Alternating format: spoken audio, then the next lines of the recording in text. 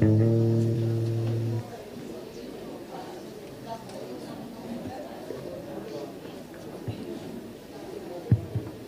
ทศนี้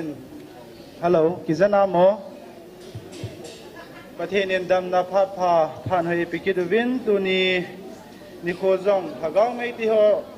มิลโลเฮลาที่เขาดิ่งไงงันสินะเขาที่จอมจิงเทก็อยู่ป่าประเทศฮิจินอามาสเปนินป่าประเทศทางบ้านในปีวินเฮไบเบิลจังมุนขัดหินสิมโดยอิงกติจอห์นบุงสมละกุบจังสมละทุนละจุหินสิมิงกติถ้าก้าวดีตาจูอาหงเตียงวังเลอามาจุนทุตะลำเจ้าเสียนังโหนปุยหอยดิ่งวะฮีเจเนมิติเลอามานอาจมาอาศัยเหลาดิ่งอาจะจันอาศัยดิ่งบ่วะฮีจุเลคุนุงทุโสดิ่งนัสัยตุปีดิ่งวะฮีอาทิตย์ทิ้งสิมนาทินบอนสาวาดินพัทเทบุปิวเห็นลังตัวนี้อีกมันจานาดิ่งโปรแกรมชมจ่าสิมหาในนี้กันเตตัวนี้อาตาวนะไอลำไก่ปีดิ่งฮิเลเอเวนเจลิสต์เห็นมังอามาหงหินตินประเทศวาจอยละประเทศวาจอยละสาปีดิ่งโอฮิเลขันนานุงอาเจมให้อันนี้นะ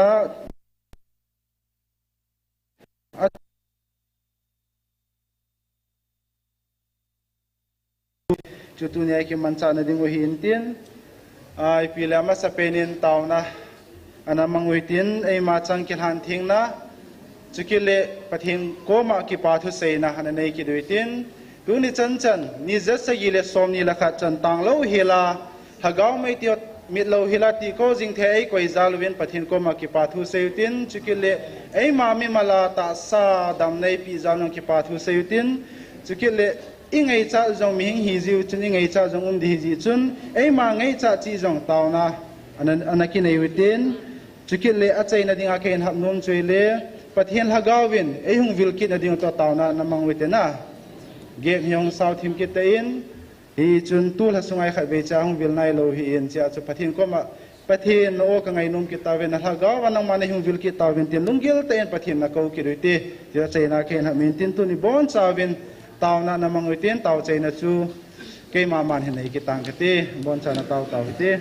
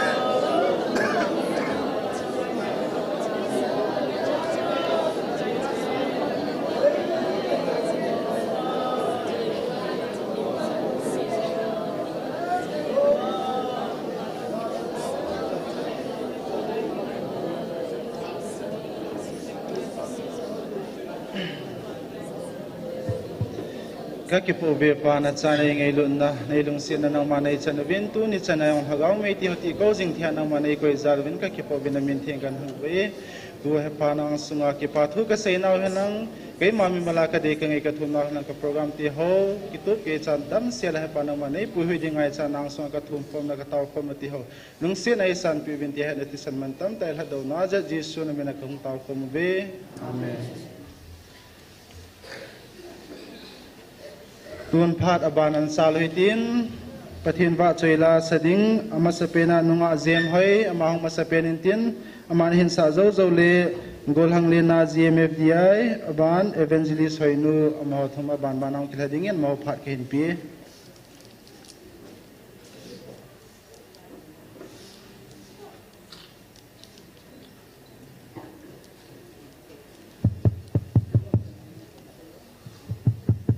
Tin vợ chơi na dingin ngay lut na sang pe na tela chơi san.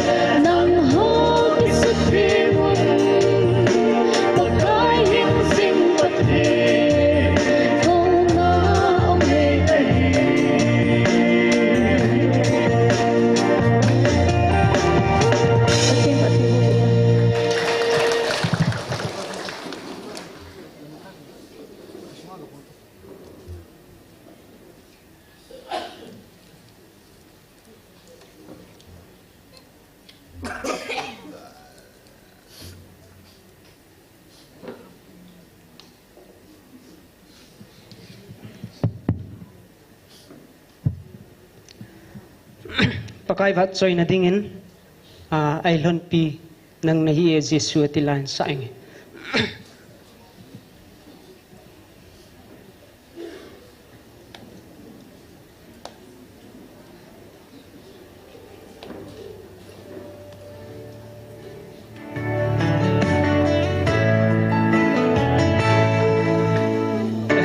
repeat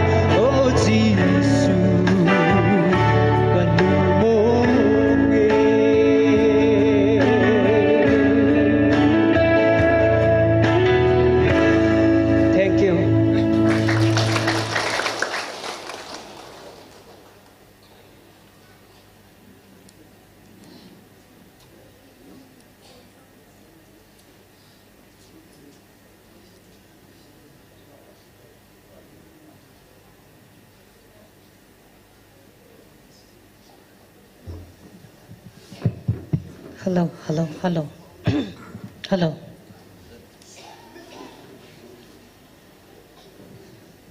Hallelujah. Pakaya pai. Ata sansa nang hozala kanam dehan katundo dehi tiso. Pakaya kitip na hiin alung na awa choy lai sa alung na mite hivin sila cho anasakom kinute.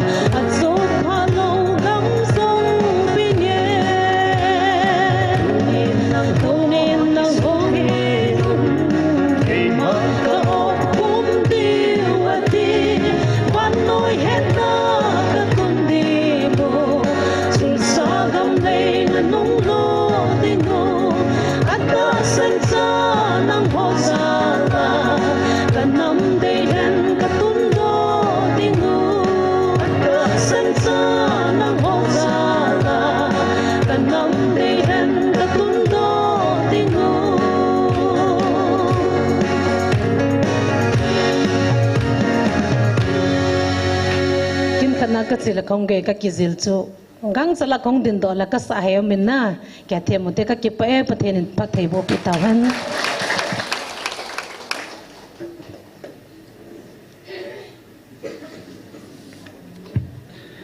pathin wa cheila ngai ta ta hin sa piu nunga jem hoi golhang lena GMFDI evangelist hoinu amho chunga ki pathu seven amho zalin pa pathin thangwa nei pi vin he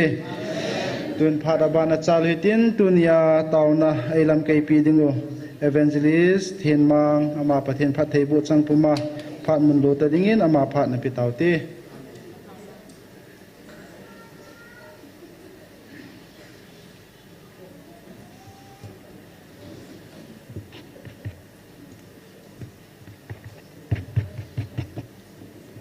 Hallelujah.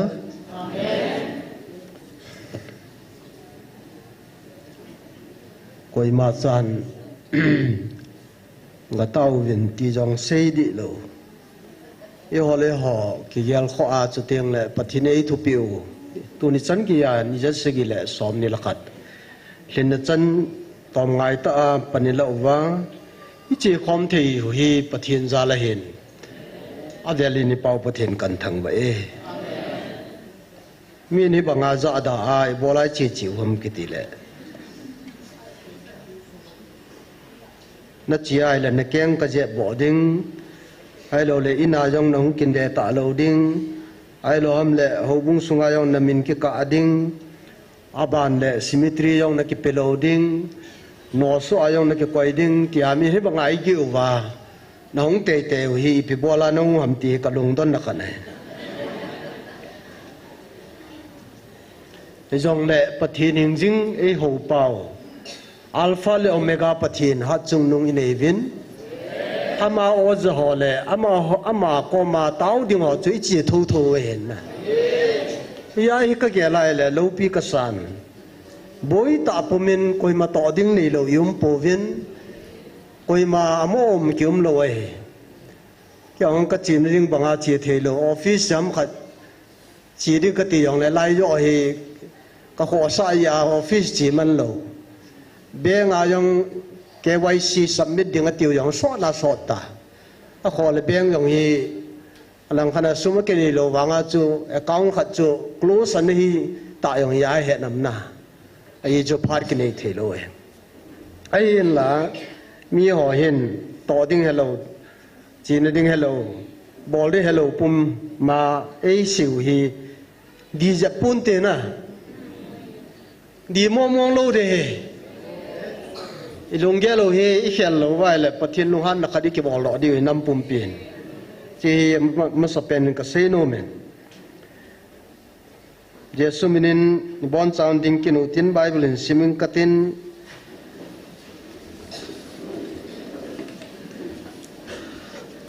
tonya hi amos bungana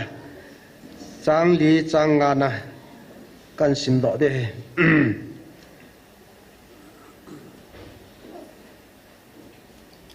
Paten nangai vin langkin simjing katin aye chu paka Israelin sungmi te za hitin thu seye ke mani hol vin lang hinnan ne jovin Bethel khupi lam hol davin Gilgal khusung jong ru davin Belsba lang jong gal kai da jingun aje chu Gilgal khumi te jong su changa ki tol te diu chu teng le Bethel khupi jong I macha panghil lo hil ding hi ati pathenin pathei bu piuhan himasanga chi malis ga bolute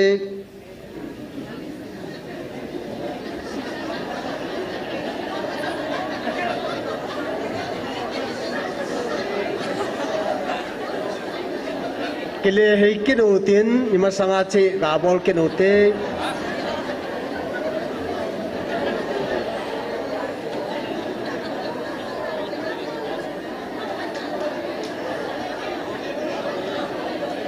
hele phat sa tau te o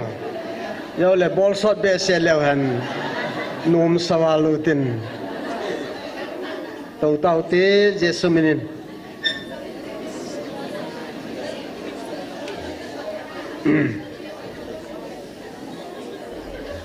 apai ai pi yang le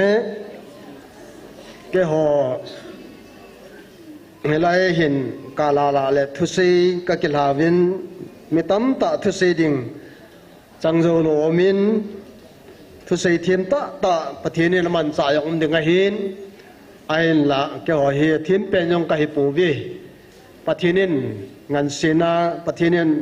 atogun ho isei do ji ji we hin chim cha pu tin pathin thua na kil khom ji ji tin thanom ta tao nei ni ji diu ti hi hin tu ni yong ni ve tao na man ding hi kan de sain la yong nian sau tin la tha number za le som gil la nga jong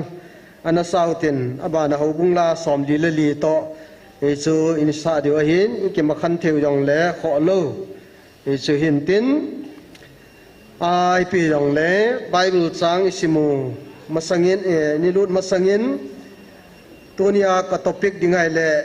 keima nei holwin lang hin nan nei jovin tia he amasan date som ni le get july kumsang ni le som ni le thum pathian lagau thu phun in sim doi nge hola cha ho ako na hi chi thu he se hin hi chi lei se ni ni khat le abo na mang thai dinga hi je lagau wang chu mang lo dinga hin hi ja chu man tam zo a hi je ke ja dinga hi chi ka lagau mang thai di ho chu ka ko ma hin pui lut kit ta ven hi chi chu ke ya ke ki pa na pe na he kanam mi te ho tunia he lai muna pathinin hola cha ho akuna aji thu pi pen chu thagau mang ka ko ma hin pui lut ta ven hi chi aman thai ding he ke man kai pen hin so te la ka ko ma da hin pui lut ki di ti hi ama thu pi len pen tai hau so hian lang teng le hola tha cha ho hian lang gam sunga thu nei vai hom ho yong le adi sana kho sa pen chu thagau mang hu do loi ven thagau mang tam be se ti a khotia le tu na ken jong kan se ji hi thil dang ka kho sa pun thagau mang hi helaya ke khom ho dinga ka se jong le inam pum piu dinga hi thagau mang hu hing nei nei te te diu pathin het te te diu ti ka ha se i pi na mi ta le pathin het lo wai le pan na be hin khui dingai tun so na yo ka diu ya chu inam pum piu ni ngai sal pen chu tun so hin nai e chi dinga hi ki go jing diu ngai ka sain tu chunga ei ko naw tu chunga pathinin ei ko naw aji thu pi pen jong hi ji chu he thagau ma ho ji he hu ying nei nei thin ding wa hung ka hi ti he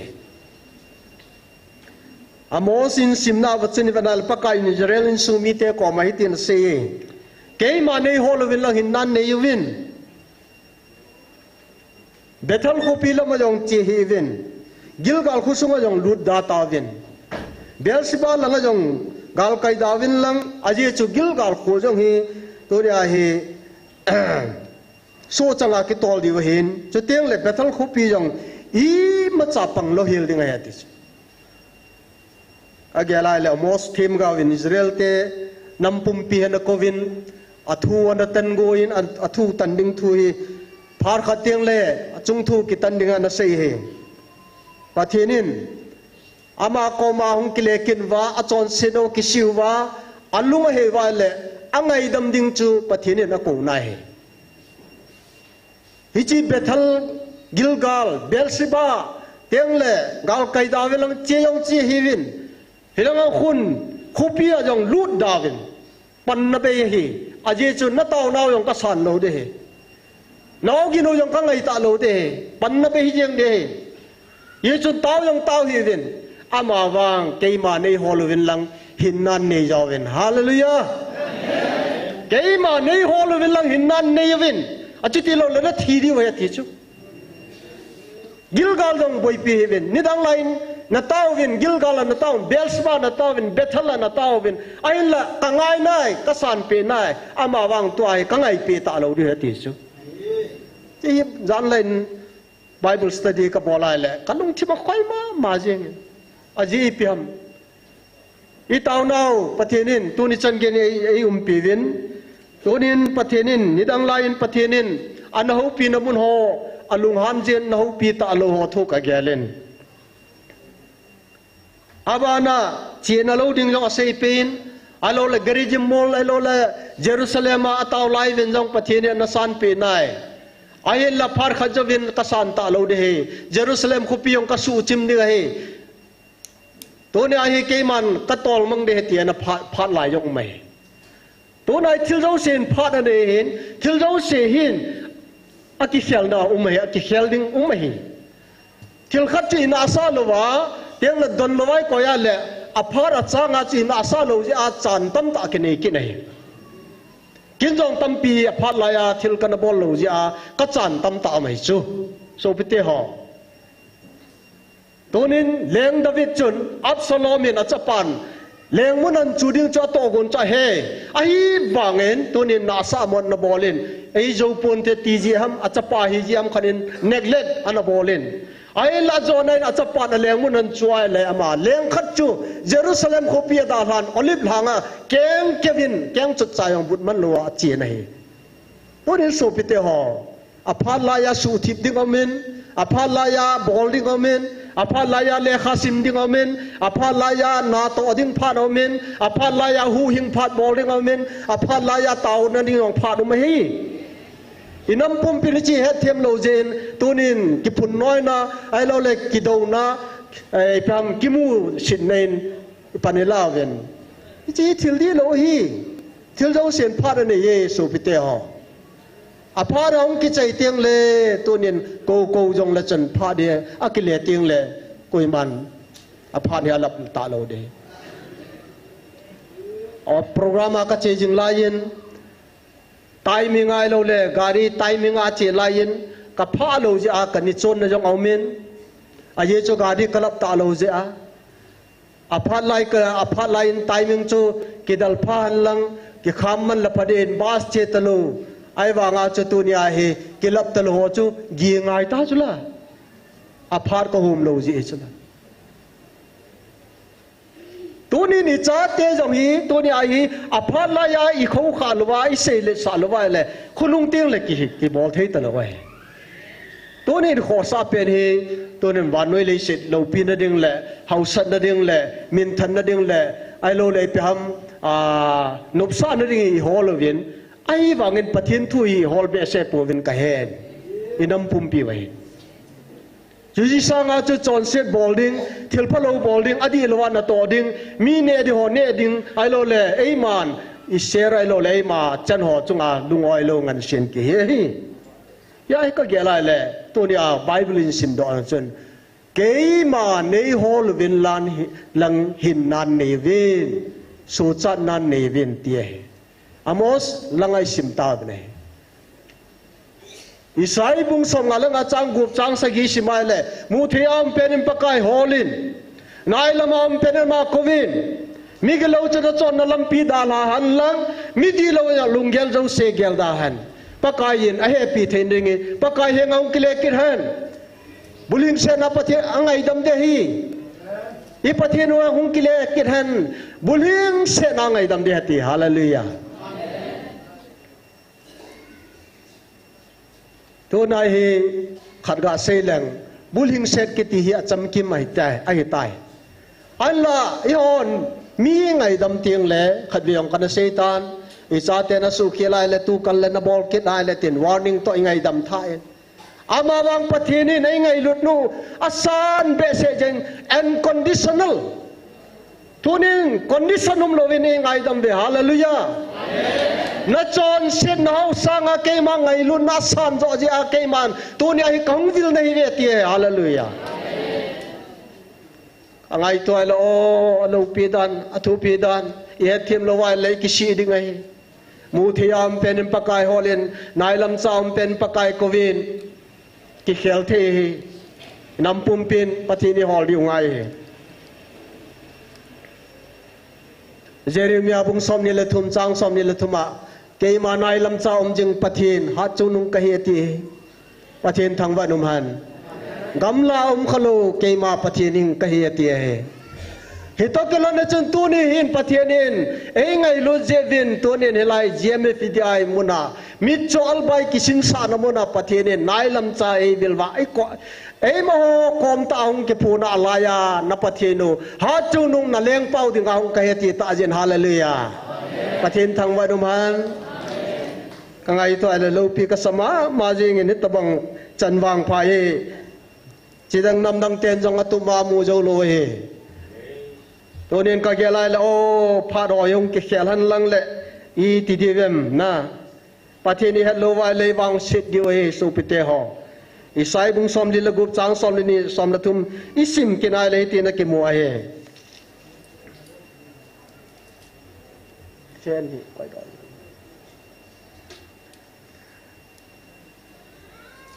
ka thu nga ju vi nang ho milung ta ho hu do pha hoya lo ho ke man mi ka hu do na ka hin tol nai ding a hin agam la ta poi chale mi ka hu hing na yong sol lo ding ai sot ta lo de heti ke man zai on na hu hing na ka koi ding Israel ding a ka lo pi na chu ati tu na ka ge lai la o pathinin tu chunga pathe na ma tai na yung ngai lo jewa mel ma ten su mang ding le ai lo le thisanas ai lo le lun sa ding lai mun ho jong si jong thisan lun na mun dinga ana se hi jong le pathenin hu hing na ta sa le la ka wa e ngai lut be se jewa I hu hing nom jewa man I so cha sa na ding wa aman panan la tu ni ajong hilai mun a hi I hum vil wa ta sa le la ka wa tu na so cha nei nei heti ka sei do no me na he cái mà tại yêu rằng kinh nghiệm nó cái này pui số bị tiêu cá long cái bắt lai yên cá lung aleng yên cá ghé là study cá bò lai lệ calculate cá bò lai dòng lệ calculation cá bò lai dòng lệ số chát nó đi mong y mà chả cá ghé lọ lọ vậy cá chết nó sal bung dòng khu tu ni ahi in dòng cá bò na kí trái đi ngà cá ghé lọ à thế tiếng lệ hisab cá bò la cá ngay tua yên lệ thiếu dấu xiang lung đi cá lung mi na cá ghé lai lệ kinh nghiệm lâu cái he i pha chun ni khat he keiman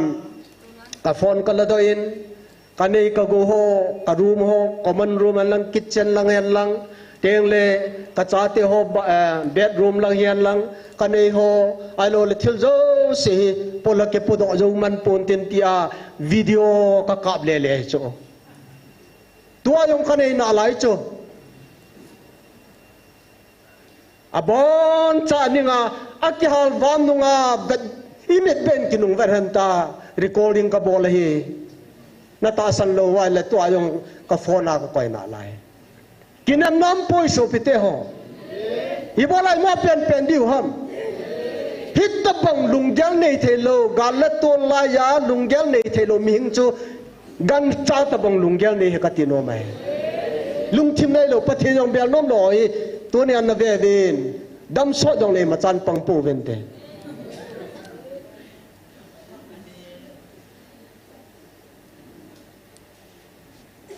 gal ki patil bel vin lang tu na nang hat na siki jong lo he an la sei ki mai te in tin sum la pai dong kom vin panila vin front line na te te le in so na yong sum la pai dong vin share tam tai nei vin e ma le ma protection na ding in jong defense a ding in jong tam pi bol na ve in nei ve thali ki chaw ve ai wanga thal chayo lo abana mai chang jong chayo lo na lai chala pathin jalen ke wang chen pungkal khat be ka ding be ki cho de ta ka cho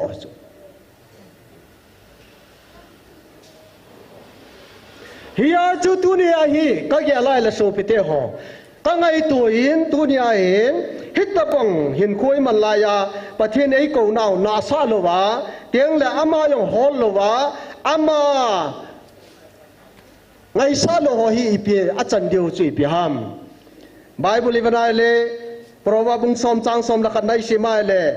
mi di kam sung hi hin na tuina ta bong a hin mi gi lo kam sung wang pum ha na tha jing angin ati seli ati chu tuna hilai mona pathianin ama kam changa hung ko naw nam pi dinga pathianin ei vil naw hi tunya i vanai le mimal hian lang tiang le yin sung hi jong le tiang le nam pi dinga ai taw naw hi tunin ka sei no mam ne he helaya taw khom na hunga panin la ho hin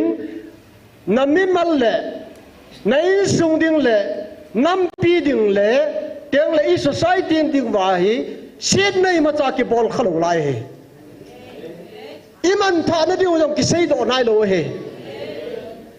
nampi ki pallu na dinga jong tha khilalo he ti hi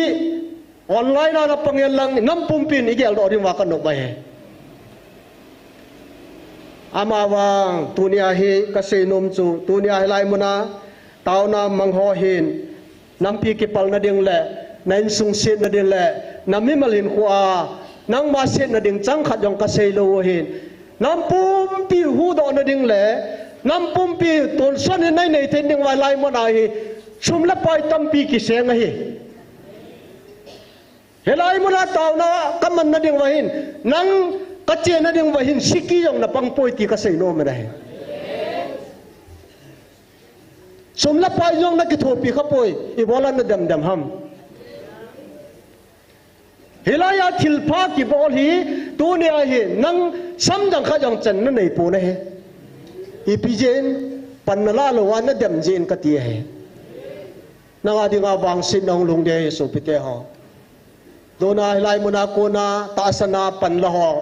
ngam nanga tawai jong le nei pi su sinam ipi man than ding nam pi le wala bolam nam pi ki pallu na ding bolam tunia ipi da chu etek ai lo le pi ha naga gi da donu ham bol ta hi win so pite ho na bol khil di wei pathinin thuan tan ni le na panjo lo di wei thu tan khadau me chu chu le la wan siam pa nang na siam pa e chi thu tan ning chu to de mo pen pu ti na bowling ki bolin helaya chi on na kham na ding than nei pui na than nei na ki he nen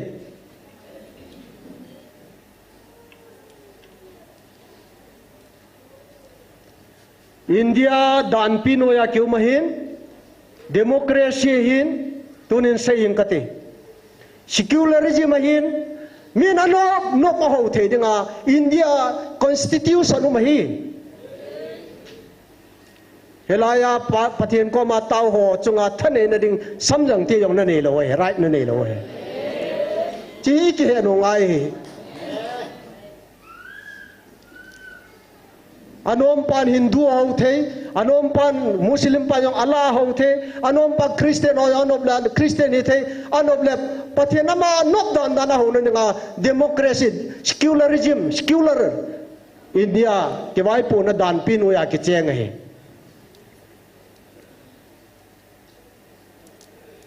na bol khilai le ko chan ge ilun the na lai hi chi he wi ti mi ching na hi a to tiếng le India constitution na het no ma tiếng le India hi democracy hi dan na het no ma le tu nin ching theu te pathin to ki do kha bana wan noi bai ho ma to yang ki do kha the tu na ka se hi so pite ho ngai lu na jala ka se hi ching theu te pathin ni ho na wa hen I boli bol lo de heo hitin ito lo ding heo hiti na thane na khachum nante implement bolin exercise bolin power exercise bolin amawang phat khating len na chung thu tan ding khat ami ti ki he ne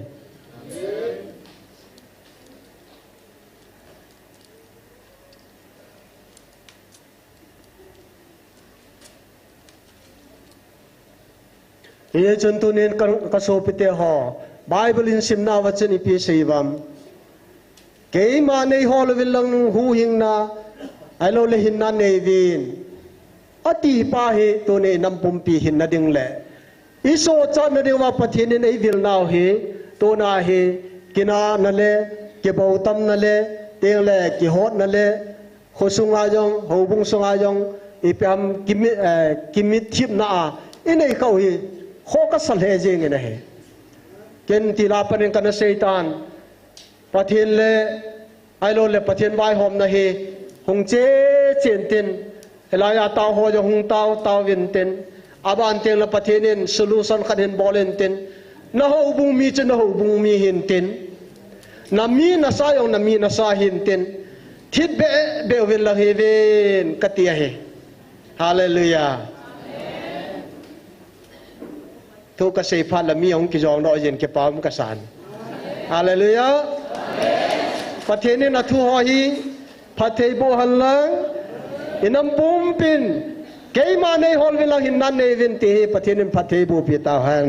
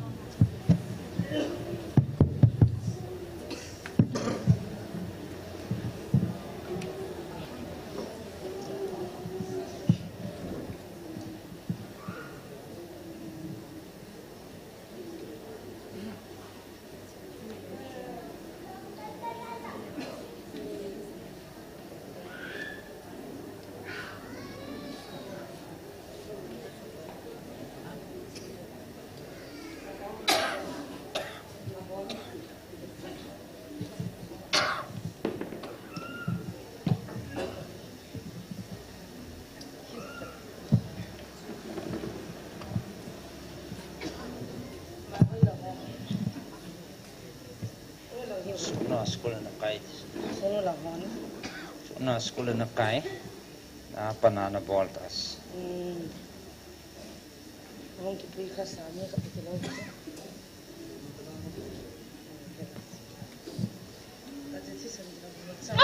Ipi ka hen ti ta nang si. Chila ong kau siong. Ha? Ki sei ta. Kau si. Pasal long na mayong. Pasal na hina. Ipi ja ka bol hen tim. Ha? Ka dei chai. Sot tam. Kumizat tama. Kum nga he ta na. Ina lo jiam. Ina lo gop sina na la hama. Ha? Ati ka takum ga. Kichi devin sei ta ke thei lo pi. Ipi na tim.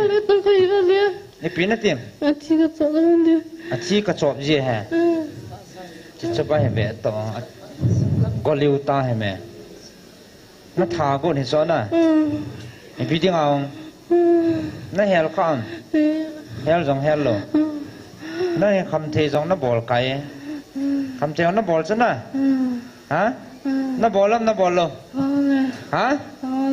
Kichi devin sei ta. Kichi devin sei ta. Na kham khan hai. Na kham ham to hai. He nghe. Ipi na ne ong. Ipi pin na.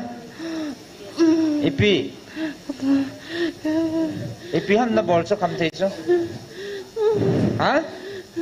Ipi ham kham the na bol ham. Number 4.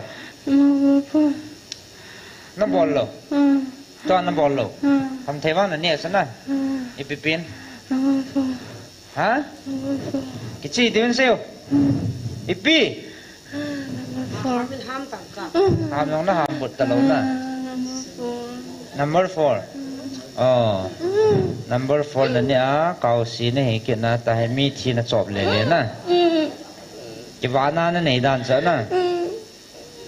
Ya chi chui thei na. Ya ji su mi na kan ma no ta cha. Ka ha li dan deu ta I ka lo de hom ke sei ta. Amai hoi la ya na pui wa mo ya ko ina jan sa ka ba ma. Ha? Hoi ya na pui bam. Ana ki janam. Muka na zanba. Ha. Ia lo bam. Ui chati asilu. Ui chati na silve. Ngim lo ham. Adang lai pia bol bam. Don sa. Adon sa ke no. Aba adang lai pia bol lo. Ema. Ata sa chungala. Ya bolo. Adang a pui bam.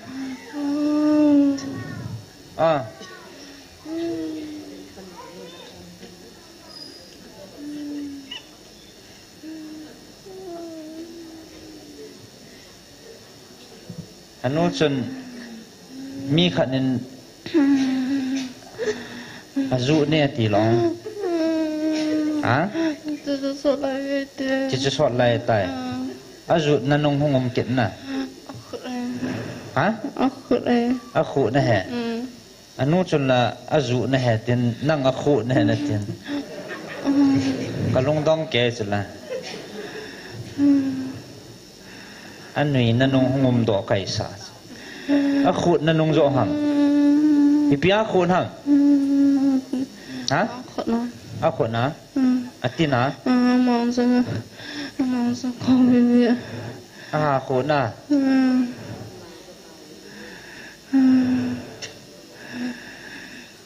คนนะ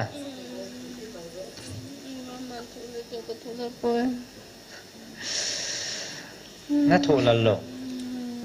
อามาน่าโทรละละนั่งน่าโทรละหรอนี่จานมาคนนะนุงนี่ทุ่มลังโทรนะ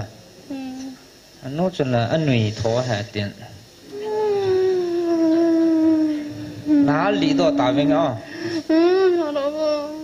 ปีนัมเบอร์4เนี่ยกังตาหน้าอย่างสู้บุตรลูกไปให้กิจดอยยังแต่มีที่น่าจบเลยสร้างเงินตั้งอาเทโลดิเปียขับไปฮาร์ตเดี๋ยวจะขับไปฮาร์ตใช่ฮะน้องมันจะบอลนั่งตานีอาชีน่าจบมา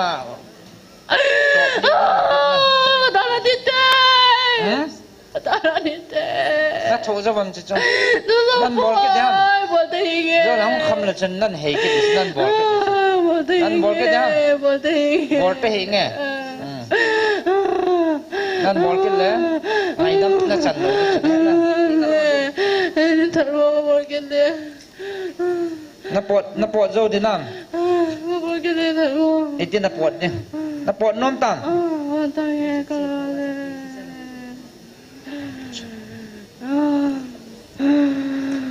วิจที่ศิลวะจะละหาสามน้อมนัสามมาติป่วยนักกีดามนักกีจานามกีจัลโลนักกีดาทอนักกีจัลโลนะนักกีจานามอะไรกีจัลโลอดอนสามาจุละก็กีดาเกี่ยวกับน้องก็กีดาอุจจา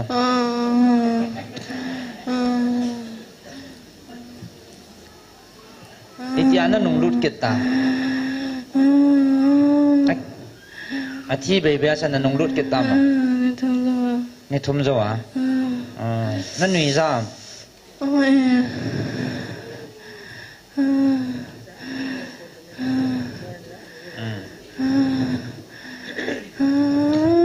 ไอ้สิ่งทอจิวเลยไอ้ตาสันจีเห็นนะอามอกำจังตายเจ้าจูเป็นอะไรอุ้ยจะที่สันหออากางหอกันที่สันจะหอจูไอ้จ้าจะดำน้ำหลูที่ร้อนยังโดยละกางก็กีจะปูเวทีเห็นไอ้กีจัดยังไงแกโลเห็นไอ้กีจัดโลเห็นไอ้วันนี้กีดาบังว่ากีดาไม่เมลจ้องพระดาถามว่าเราพาเลยนมตาลุดกินที่ไหนเหรอตัวนี้ยิสุมินากันมันเหรอนมฮะนมจะจ้องนมโลน่าโถโจโลจ้ะนะแกะไป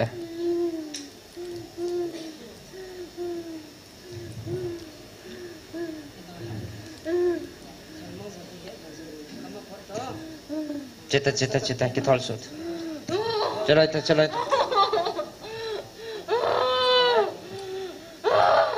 हम के थोड़ा लंगा के थोड़ा के थोड़ा सुता मी हित्या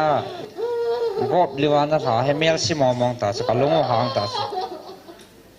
none ball कित दी हाँ नन बॉल कित दे हम बॉल तो पोंगे चलो इता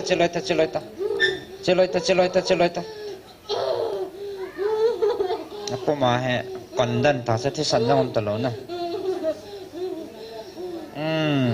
tasa ni kichi lo je satan nom ta kichi ma busaji hen ti het khano ngai a le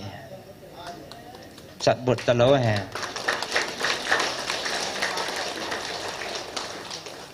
amini pi hamau anu hoi langam ha chin nei kim ông ở khuôn hay anh nuôi ham thả xây kết đấy, anh rụt thò ham, a khut lai chu a sei mangut la ka sei do sa te te ha an noi hen anung mam ka te lau me te ni zan ni thum lang au me itian noi ham ama cha khut phanga tinum ham ka ti sa ke chang je noi hen je khut na hen na a ta san ki chi ngai thu pi pen chu na gan cha thi san ho a ita san na lai wa na jesu krista thi san chu jesu krista ke adi nga hong nai lo he ti nau ta bangai bo be jesu thi san abo dam nau me hallelujah ipinati ta me chi nei kim thaw kim hama heminin an kai lut tho hen kon dan he ko na ke ho kon chana kon dan na hoi ana mo more lang apa na nang la dei than phai na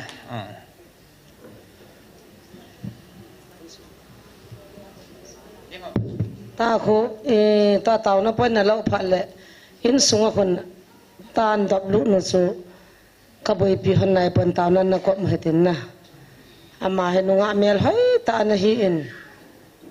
thil ha sanga ki thowa a tha go no ngo lai tan chom kha jong to no ho to pu na ka hen wa kan pi hona pun chu ka su no wa an la ti ne al hong jong a thi thi tan cha hin apa te hin ka ki pui do di vai tai lai mun chu ka ta san pu ve pathi mina na ke to na mun ai poitin adem oven a hung pu do oven tu khon ima cha cha hetalovin an pulu noven apan yau khat to pi in keinin risk kala ka hungatin mi hinga ma chu ka tham jong ka tham nom ta pa di cha ai chu ni chu zat ka boi pi hana kaung ki ho theva an kan ne khom wa chu at rung thim thima bol wa gang chalanan po do lo la ti wa nu hian dam ki wa po do tu khon kho he lo phat hong ki pulu nen hi jong la pathin mi te chu nup la dam lo mol la lang sang jong la chi ding chu hi jeng ngai lut na nei ta i boi pi wa adam na ding in na ni dop do mer sien va the jong ai ta pon taw nan na ko mo te na kon ho cha nom tam vai na hai ho na wa sat ta aja cha na khut na kyang kon cha na pathen na dam sa ta chi shumina dam na chang nai ta chana ke pam hallelujah ngal zo nei piu pathen thang ba nam han hallelujah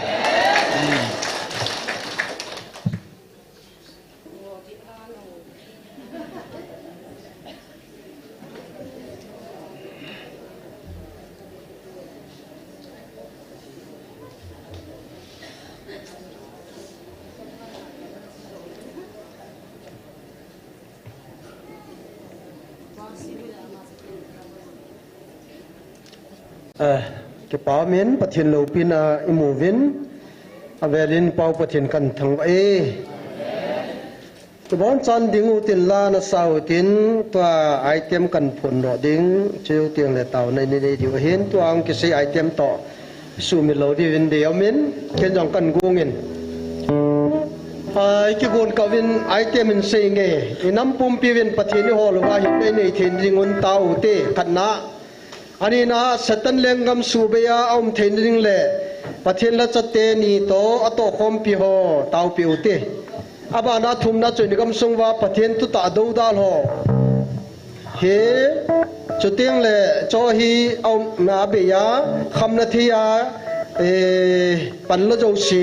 to nya hi pathen ko ma taw pi ute gal le ne le sin in ti satan gal nitinin ni pa na saw ke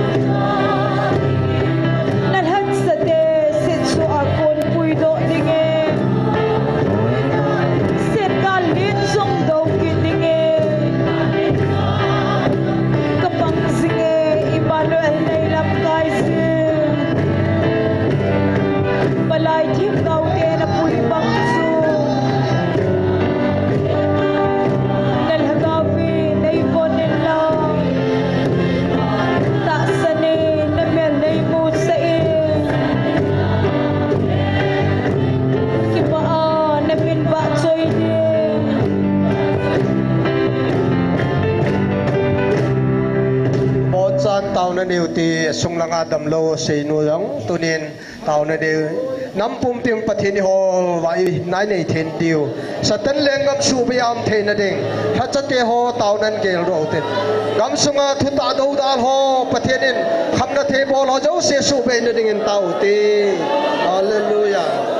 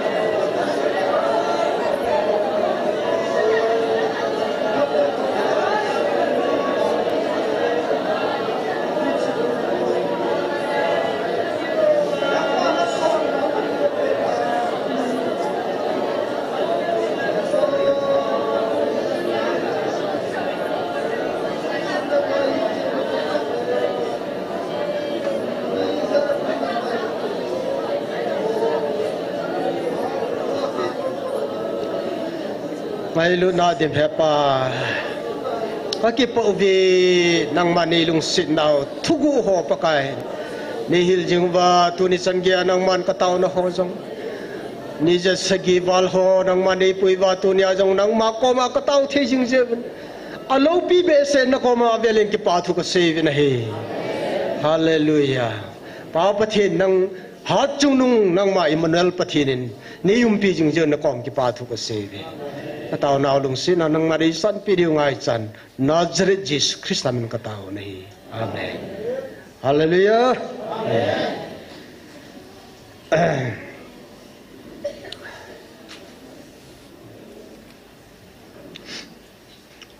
Amen. Ban na chiutin tao na khabe ni man ke diwain.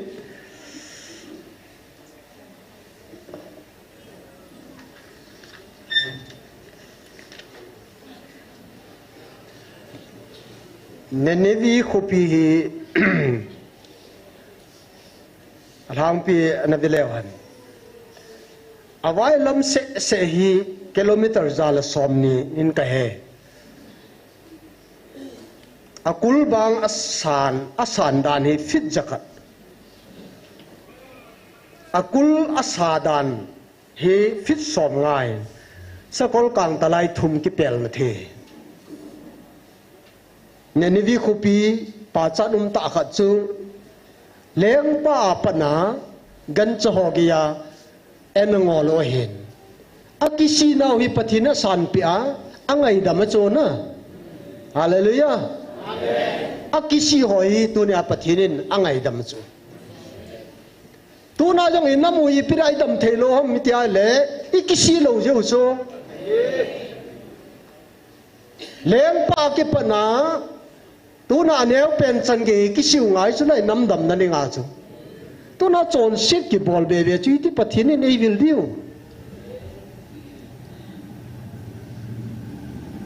ya hi tu ni hin Igel dio chu nene vi mi te hi to da hi akilit sawin pathin hedil vin pathin na sa pu vin ama wang ni som li jo le na khopi wi kile bung butun te hi ati la ya jonna pathin thiam gau pan aga sei pi la ya chu alungo hi ya akisiwa leng pan alol tu na along leng in pi dal ha khaudi pon ke sila lunga he islam hi chui chu me ka pathin lung lai na Yo lai munai kisiwa ikawa ipenwa pathini alung lai na chu ilung alung lai ya pathini na to athil lo pi ta ta I bol pi nau chu hi yong le dam che na ding le pathi chan na ding wa chi nam pum pi kisi ngai chu la pathin I bel lo wai le ha sen na tam pi tu di na lai hi su pi te ho a hin la ne ne vi ko pi hi kumza le som nga jovin jong chon se ka bol be vin pathine sumang tho vin nei nani vi khopi kumza le som nga pathine na noin za le som nga jovin a khopi be tho tu na jong yo hin pi bol si jong le pathinin I chon sit na ho I ngai dam wa tu ni sang ing hoi wa tu na dip na lai o chu a thu pi dan he na ye lai le ki pa lo the lo na ki pa thu se diu pathi ni thang wa diu chu samolot as ka sei chong leng doi na we het thim diu ka ta sanen Solomon le khabu a he da dai le ni ti na ki moi Wo Jerusalem chanute na zawa ka sei ka dei pa chun na mu wai le ana sei pe te ama ka ngai no lamin kanat lo tai ti so ama ka hon na lamin khunga hon ei ma bo ven to hin ama na mu wai le ana sei pe ven kanat lo tai ei ma bo ta vi ni pi ki sei na ham pakai pathinin ei ngai lut be sei jewa alal to na indal a mi chon so holang laya rom se paiten aje naw cho sei nai cho khopi nga apangon e ma vo ve ti so kanata kangai pa cho na mo vai le e na sei pe te ve na ma kangai na lamen kanat lo tai ti pathin ama nei hol jingwin ama nei pui jing ding ai go win ama nei kai hoi ding go agong jingin ai lai hon ama ai dal havin ama hi jam san che che win he ama wang nitin nei hol win ei ko jing win tunin ama kam chang ta tunin jong inam piang vilin thaga win ka cha te hongun ki hu to te na chon sin nau thi san bang la bu bang mo bang de san duk je ju jong le kel ngoi mul jong sel bang de he atina lai he hallelujah ya lai le ke ma nei hol win lang hin nan nei win pathinin phathe bu piu han ka ngai to la o pathin hol lo wa le man tha de ama nitinin phatinin ei holwe en lai hon ijam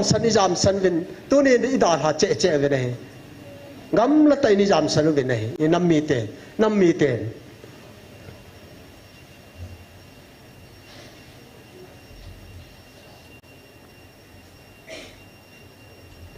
ana sei jing tan tunia he pathin ko ma he ikisi to ko wa ai lo le pathin bel to ko wa inamu hi solution de he tuna separate administration ti win tuna apet he pa ki bel lo cho ai mudi ham ai wa ga tunia he alung lai na mi ho chunga hin pathinin na to tho de pathinin no zala ti la chen tuna hi pathini taw naw zala chu an bol tho de hin ai wa ga so da pal cho ma thu ai ba nga cha hi ho jong il tha set ki wa taw no jong il ha da wa tiang le ina sa lo wa neglect ni bol kin wa le tu na il ha kang pha do le pathin nin jong il ha kang ki diwe chi thil kho ta ai pathin ni bel je wa cho ma lung la ya hung vil je wa i chung wa na to a pathin nin phathe na tam pi ho ta sa jong e wang bo e ke yong hi janin tv ka bein medical tama thu se ho ka ngai yin thyroid chi thyroid hina chi hi athu ya sein phat ta ka ngai le kyong ka case hi ta ki het cho bp yong ka nei thyroid jong ka nei ai le chi na sata kum som wal hi anane kai ta operation ding ni ve thum le advice ta cho yong la pathian ni lai mu na ai su dam so pathian thang wa lo ngai to ai lo yong ka ne lo nei kum ni kum thum tai la la yong an sa thei lo la ka sai la ka chol chu ka tha chol en tin ka pen ka ham ngap lo tension ka ni tin depression ka ni tin a bp ki nei ka cho mi on in yang bol kin le ki tho yo ji lo helaya thu ka se ya le zat kan khala ji so na ai wa ga kho lo pi a ye chu na mu hi su di ki su di ngai chu la i chol sin nau ki do lo pia i bol ki lo ke lo pia tu na mi ka cho thiam mo na ko le jung thu min ke i ko ti het ngai chu la tu na hi athiam de ki le sa de ki chu na lam ba tu na he i ki su nem lo ya tu na hi tho gim nai chan hoi la ba so ro assignment pe yong la bol lo mi lo chang hau so pe yong la mi lo chang hau sa ho la ya to ho le athun ho ka sei nai po ye no mo na sa he ven helaya ta san ho ja la pathinin agam tua hi vanai le mun chom chom a hau sai ja nam khani tu na hi kan le bol lo ta chu hallelujah hi cho chu wang bu na chang dio chu kin thing la nga khur set ka bol la ya chu pathin ta sanun pathin ta san po po le chu na pi kha jong chu pathin phathe bo ai le nen chen sa de ka ti su pathin ta san lo ja ka ni le na bol ji an man tha the chu ka ni le bol ho piang tha the ta lo chu yesu sanga ka ni kho sa je wa chu e tu ku man na khunga an lo wil lang na da la the lo mo mo le ho vel an nga tan pathin jon ho lin ta advice sung ke bolang ki da la ji ta chu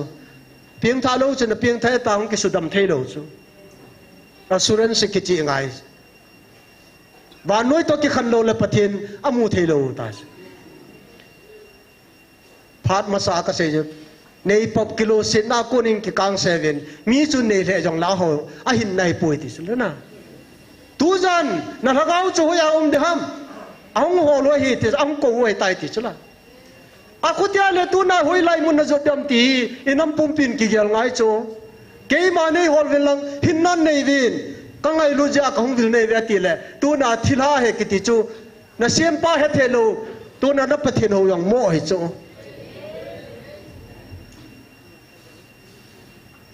tu na mi pi te ho yang chi te ngai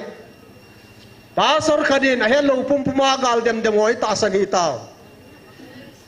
amon me nga khung bu chu me he chen u vil le tu na ya dem ngam lo diu chu la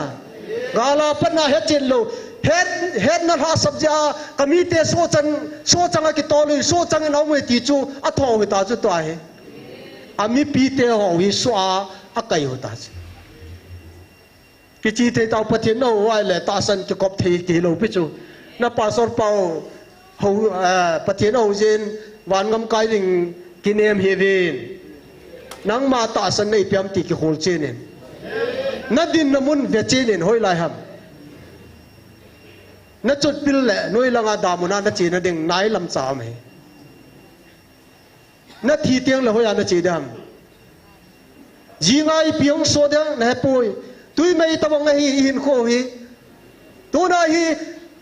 tui mai ta bang hin kho hi ji nga hi chi tong in ka te hi chi bowling ka te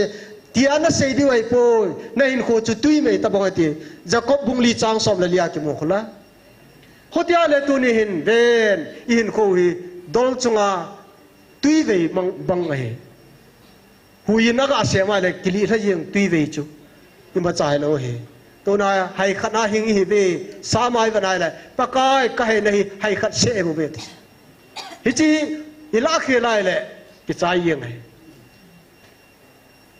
a ko tia le hin khuwa man tam dan he to na pathinin hai na hu na pe lai sunga he pakai i be lo vai le to na i so cha de bo hi pathin lung ho lo te pathin ho lo te pathin jam san pu te idam pum pin pathin ki siu te te he to nya chom cha kan til kho kin hen ajong ka seitan india hi dan pi no ya men constitution no ya om heaven mi khachun to na rss ho da hi lo ngal le christian ho taw khom ho du te hi ta nang koi hoi la ya taw na him koi ko ma taw na him ti ki khol ma san lang kyo koi ko ma taw kai om ti hen lang patien alpha omega le se sungam jo sia ma khut sim nang le ke yong ama sim he hi chi do ho chu phar khat ten le thu tan na lu de vai hom khanom me che chun nang in na het ngai nang su thip the yong ai pui chlai man he ti ke he ne ti ka sei no ma lai hi chun tu nen patien hi i het lo wa ai na yong i het lo wa anna to yong i het lo wa le i pi phachomam i sanga chu inom no bola inom no ma chona i thi phat le ki chai yeng lo di future room lo he patien di ta hello ho patien ki phon na hello patien na to het chai lo patien thil gon ho upper post jong het he lo to na hi cho chu mi wang si patien ni na sei ke sei lo he aman mi wang si he be mi ham si he be na ho wang mi wang pha na hi ve ki pau na ti hallelujah to yen la khat na sau tin lai na sa deu che le som li la li di na dem oi tin op tam krista ka nei ti chu bon chawen la anasakino tin chain tau na point kan sei ding hin sim do ma sang nge yo teng le repeat kan bol man le kan bol hin tin pathen e ko nau wan noi pum pin yum na jo se vai pom then ri vai tau ri he so pe te ho yo manipur ke wai lo la charsanpur ke wai poi inam pum pi bangladesh burma india gam sunga wan ya pathen ko nai pom thiu nga ye ani la nam le nam ka ki chom khan nom lo wa ikengai lu then ri vai tau ri he tao na mấy tiệm mà họ giấu sẽ than na cái tàu bị điều hè mà thiên nhiên lo lên đây bị điều tàu điều hè thế chứ anh chạy na thế bà sao bao nè bên anh này bị điều hết thế chi tàu na vang hình lúng mông xe lên nêu tê cái nó phụ tê chạy tê mình major chị hết na bây giờ cho tàu na lúng mông tê nêu tê cái nó thể thu là tàu điều thế cho lai sai rồi lai on ni về thùng về dòng là khó lo hi chu chayo le ke chai ding tu nia O itinok dang Krista kanay.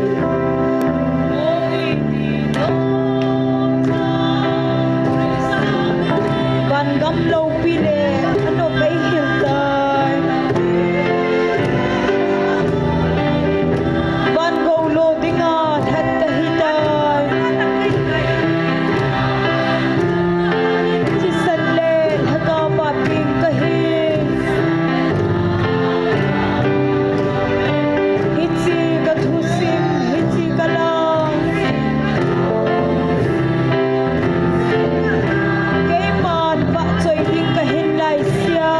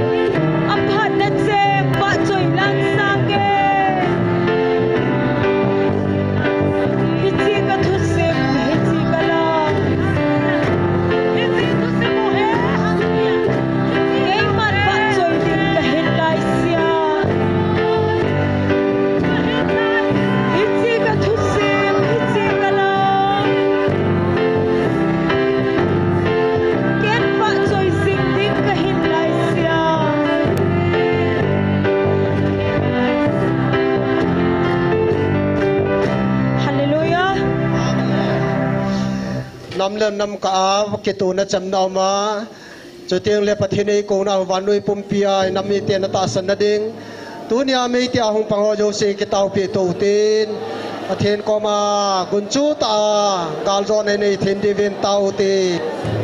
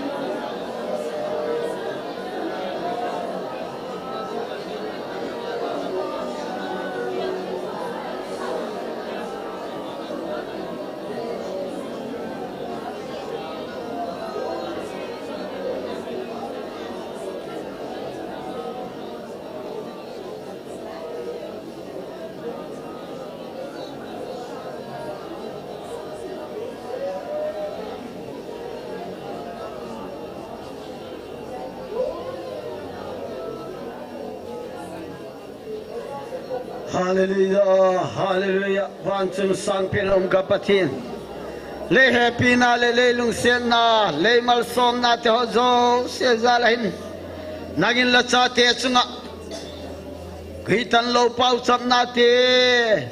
Pau chap na mai cham te hitang lo he la pau chap ding nangin thu le piek na te hin. Ni sa sagile som ni le khat hun te nga tang lo he la lal pa nagin pau chap na te nei to te le ko je ga hin. Ka kipang ma mai la ang sungin kipak thu kong tu nahi tu da kaluna la keng bolong ki pol khom na te hozo se lalpa la lung lo lam bol kha gom le nang nei ngai da min lang la doi gol ta ki bol kha te ho la doi sak nam mi te an ki tok na le malam kal son na le ha na te nang nung chang sak ding le la pan pi na kong da nahi tu hin in lam te hung zon ding kai wa lam kal tu ikala te nang in hung veng in lang Jing nu na hin je sang tam zo le hoi jo se ma kal song te ding nangin ma hung pui ding in lapan pi na te chunga in ki pa thu gen pu min ja ho zo se a hong i de thi san e ta Nazareth Jesu minin kang da nahi